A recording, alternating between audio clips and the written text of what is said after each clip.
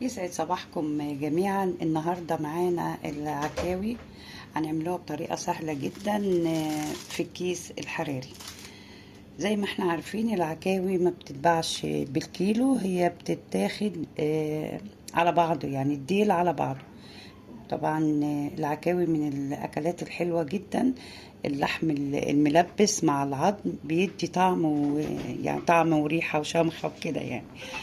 مكوناتنا كالآتي: البهارات بتاعتنا ملح وفلفل وشوية كركم وسبع بهارات. بالنسبة للخضار بطاطستين وطماطمتين وشوية بصل وفصين من الثوم. أول حاجة هنزل كده هوت بالعكاوي، هاخدها كده صدمة.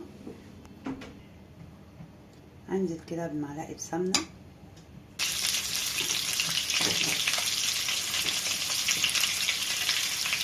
هاخدها كده هوت تقليبة كده، مش تحميرة، تقليبة كده في السمنة.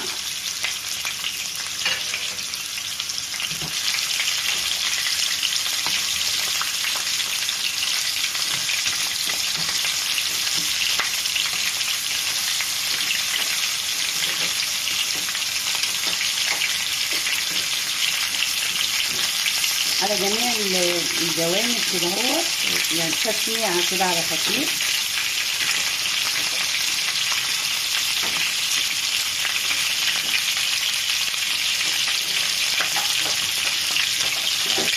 هنزل بالبهارات بتاعتنا،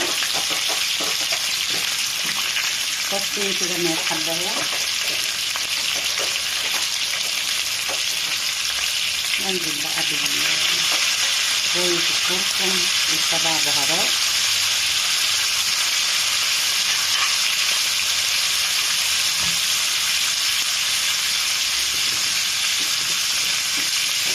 حمرت كده معانا، هجهز بقى الأكياس والخضار.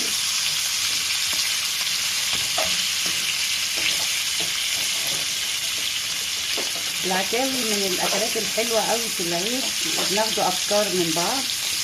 بنعملوها في الجيران، في ناس بتعملها بلسان العصفور، أو زي إخواتنا بيقولوا لسان الطير، لسان العصفور وبالفريك، يعني ليها وصفات كتير أوي. النهارده وصفتنا سهلة وسريعة في الكيس الحراري. انزل كده اهوت باللحمة الأول،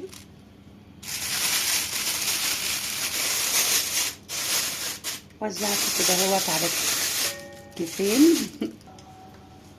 شوية بصل مع فصين توم، وهنا اهوت هنزل باقي الخضار في الكيس التاني برضو. انزل كده اهوت بكمية السمنة اللي كانت متحمرة بيهم. حطيت واحد كده اهوت بالخضار، والتاني كده اهوت بشوية بصل بس. ربطتهم بالطريقة دهيت، بس كده من غير الشريطة دهيت بيبقى كده اضمن. هديها بس نغزة كده من فوق علشان خاطر ايه، لما البخار كده ما ينفجرش الكيس. تمام. وانزل كده بكوباية مية مغلية، واحطها بقى في الفرن.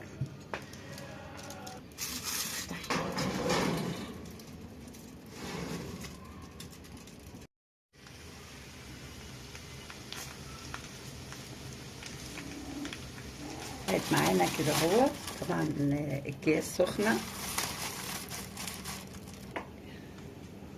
طلعت معانا احلى طبق للعكاوي في كيس الحراري بطريقة سهلة جدا وطريقة جديدة، وبناخدوا افكار من بعض. اتمنى الطريقة تعجبكم وتحوز على رضاكم، وكل سنة وانتم طيبين.